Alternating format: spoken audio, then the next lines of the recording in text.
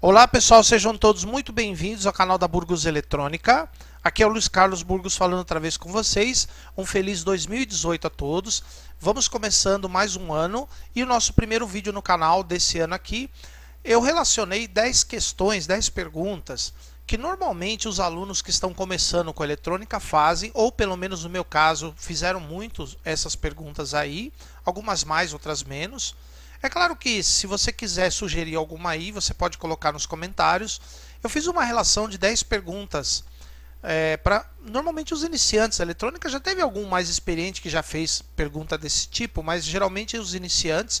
Como eu dou aula de eletrônica há bastante tempo, então eu já ouvi tudo quanto é tipo de pergunta relacionado com a eletrônica, mas eu relacionei 10 que eu ouvi bastante. Algumas parecem, algumas perguntas, algumas parecem até idiotas, porém, como eu falo, não existe pergunta idiota se você quer aprender, tá, pessoal? Então, nós vamos falar sobre essas 10 questões. Eu coloquei esse pequeno questionário aí na descrição do vídeo, se você quiser baixar, pode baixar, fique à vontade.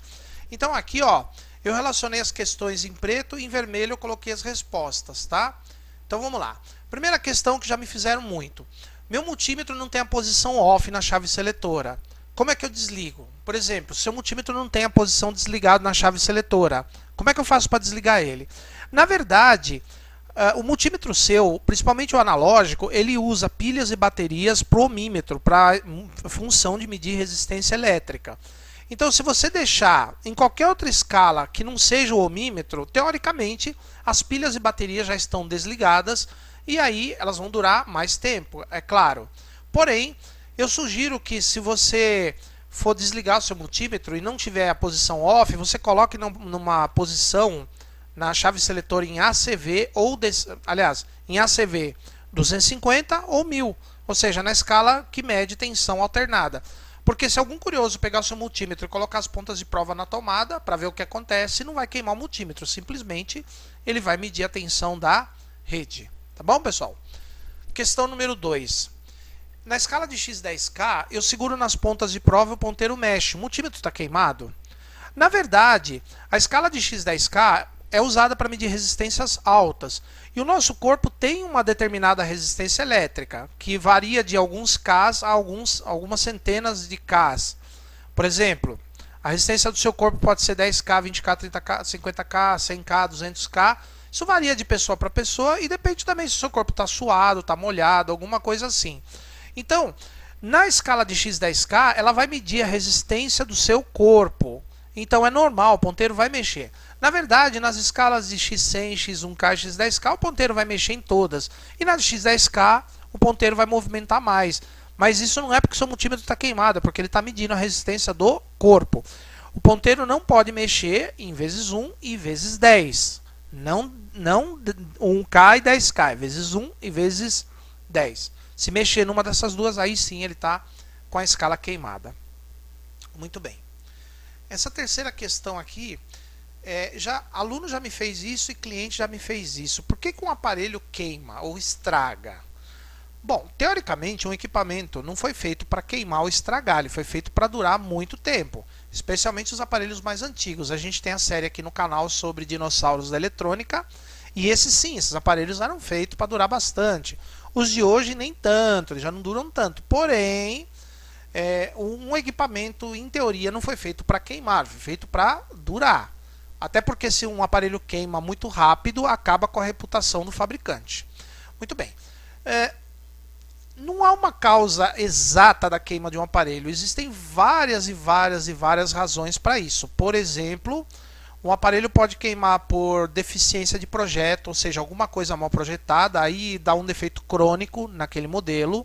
Tanto é verdade que às vezes o próprio fabricante solta algumas notas de correção daquele circuito, ou então ele acaba lançando um outro modelo mais novo, já com aquela deficiência corrigida, tá?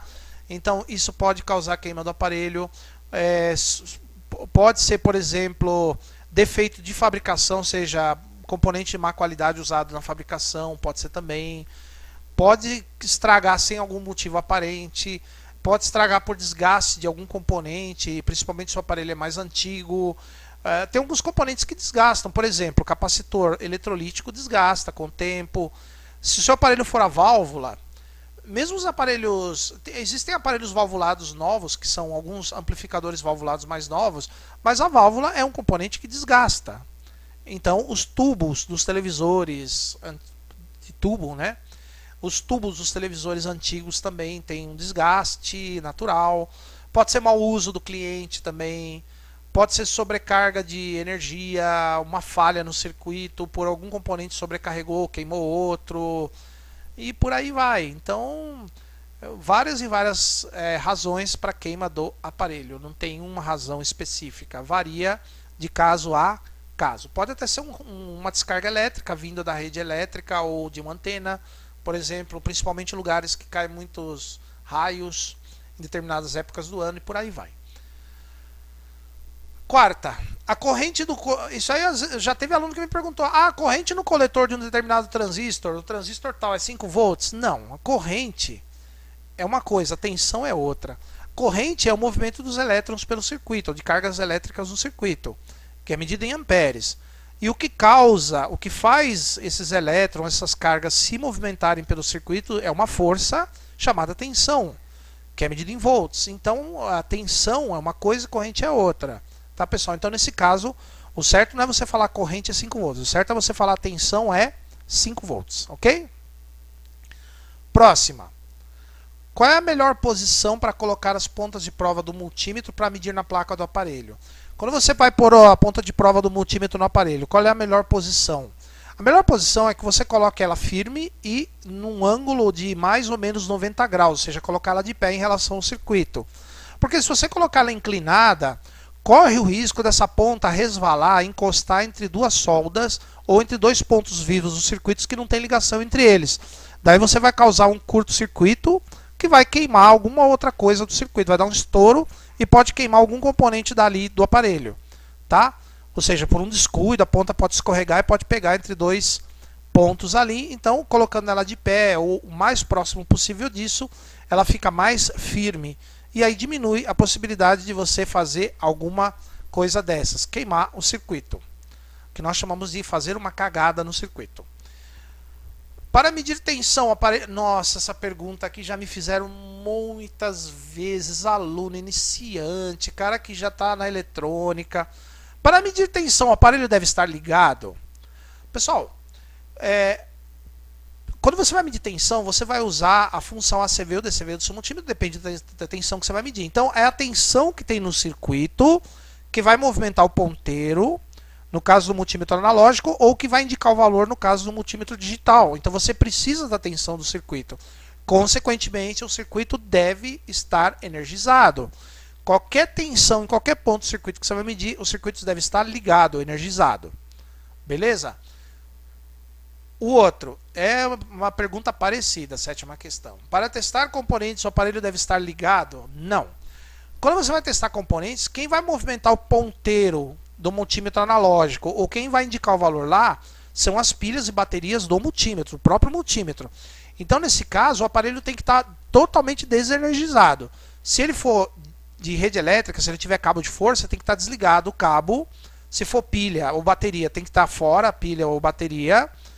E detalhe importante, se você for testar componentes numa fonte de alimentação ou uns circuitos próximos a uma fonte, você tem que descarregar os capacitores de filtro para evitar que a tensão residual desses capacitores queimem o multímetro ou algum componente do próprio circuito. Próxima questão. No circuito tem um capacitor de 10 volts, então devemos ter 10 volts entre os terminais dele. Ou seja, você tem um capacitor no circuito que tem uma tensão marcada nos terminais dele. É aquela tensão que tem nos terminais dele? Na verdade, não. Aquela tensão que está marcada no capacitor é a tensão nominal. É a máxima tensão que o capacitor pode receber sem queimar. Os fabricantes dos aparelhos, os projetistas dos circuitos, eles costumam colocar capacitores com tensão de trabalho maior do que as tensões do circuito, para que o capacitor trabalhe com folga. Por exemplo, se você vai projetar um rádio de 6 volts, os capacitores todos que vão naquele rádio devem ter tensão acima de 6 volts. Se você tem um circuito de 12 volts, todos os capacitores devem ser maior do que 12 volts. E por aí vai. Beleza, pessoal? Então, isso é a tensão máxima que está marcada no corpo do capacitor e não a que ele vai ter lá no circuito. Nona questão, que já me fizeram. Posso meter a mão no circuito ligado, dar choque se eu fizer isso? Bom, depende do circuito. Por exemplo, tem circuito que dá choque. Por exemplo, circuitos que trabalham com tensão alta. Quais são esses circuitos? Fontes de alimentação em geral, circuito horizontal de TVs de tubo, circuito inverter de TV LCD, alguns circuitos de LED dos televisores LED, os circuitos de sustentação de televisores de plasma, o forno micro-ondas, circuito de alta tensão, são circuitos com tensão alta, esses dão choque. Então esses daí devem estar totalmente desenergizados para você poder colocar a mão nos componentes ou nos terminais do circuito. Agora, os circuitos de baixa tensão vai depender do circuito, porque em teoria você pode pôr a mão nos circuitos que trabalham com tensão baixa, 12 volts, 13, 6 volts, 20 volts. Esses circuitos em teoria não dão choque, porém há circuitos eletrônicos que são sensíveis à eletricidade estática do seu corpo. Então, nesse caso, você é o risco para o circuito, você dá choque no circuito e não o contrário. Então, esses circuitos aí, você deve evitar de pôr a mão. Quais são esses circuitos? Normalmente, os circuitos com a tecnologia CMOS, que são aqueles circuitos feitos com transistores MOSFETs dentro do circuito integrado. Esse circuito integrado CMOS, eles têm os transistores tão pequenininhos dentro e tão frágeis que qualquer descarga eletrostática pode queimar um transistor desse. Então, você deve evitar de colocar a mão em circuitos tais como placa-mãe de computador, placa-mãe de laptop, de telefone celular, de tablet, televisores LED. Esses aparelhos, eles usam essa tecnologia na placa, então a eletricidade estática do seu corpo é mais provável de você queimar o circuito do que você levar um choque do circuito. Ou seja, você dá choque no circuito e não o contrário. Agora, outros circuitinhos tipo radinho, esses circuitos de baixa tensão que não envolvem essa tecnologia, você pode pôr a mão, não tem problema. Circuitos de baixa tensão que não tem a tecnologia do CMOS. E a última questão aqui, ó. Quanto eu cobro, eu dou de garantia por um conserto. Isso aqui já me fizeram muito essa questão, tá, pessoal? Muita gente fica na dúvida quanto cobrar ou quanto dar garantia por um conserto feito. Bom, isso aí vai depender de onde a pessoa está, de onde ela mora, da condição, de onde ela vive, depende de tudo isso, tá? Então, neste caso, você pode fazer o seguinte: você pode cobrar. Eu vou dizer para vocês, baseado na minha experiência, eu já trabalhei em várias assistências técnicas. Aqui no Brasil, eu trabalhei numa lá nos Estados Unidos também. O método de cobrança é mais ou menos igual, tanto aqui quanto lá, isso não muda muito. Normalmente, as oficinas cobram entre 10% e 30% do preço de um aparelho similar àquele que você está consertando novo. Não precisa ser igualzinho, similar, que tenha mais ou menos as mesmas funções. Até porque aquele aparelho que você está consertando, ele pode estar fora de linha. Então, você pode não encontrar mais um aparelho igual aquele para comprar, mas existe um similar, mais moderno. Você tira uma base de preço aí entre 10% e 30% do preço dele. Por exemplo, se você vai consertar uma TV que custa R$1.000 e uma similar, cuja uma similar custa R$1.000, de mão de obra você cobra entre 10 e R$300, depende do local que você está. E isso de mão de obra. As peças são fora a parte. Se for componente baratinho, como capacitores, transistores, componente barato, aí você nem cobra as peças, cobra só mão de obra, cobra um pouquinho mais de mão de obra. Agora, se for um aparelho que vai envolver peças mais caras, como uma placa, por exemplo, um componente, um CI que custa mais caro, aí você envolve o preço da peça mais a mão de obra. Aí você diminui um pouquinho na mão de obra e cobra, tá? Entre 10% e 30% de mão de obra, peça fora a parte, se for uma peça cujo custo já seja um pouquinho mais alto. Garantia. A garantia mínima é 3 meses, mas você pode dar mais se você quiser, depende da oficina. Para o mesmo tipo de defeito, ou seja, se o seu aparelho der mesmo defeito, é garantia total, ou seja, você conserta e não cobra nada. Se o aparelho der outro tipo de defeito, nada a ver com aquele primeiro, as oficinas costumam cobrar somente peças envolvidas e não mão de obra, se estiver dentro da garantia, tá? Só peças, se for peça cara.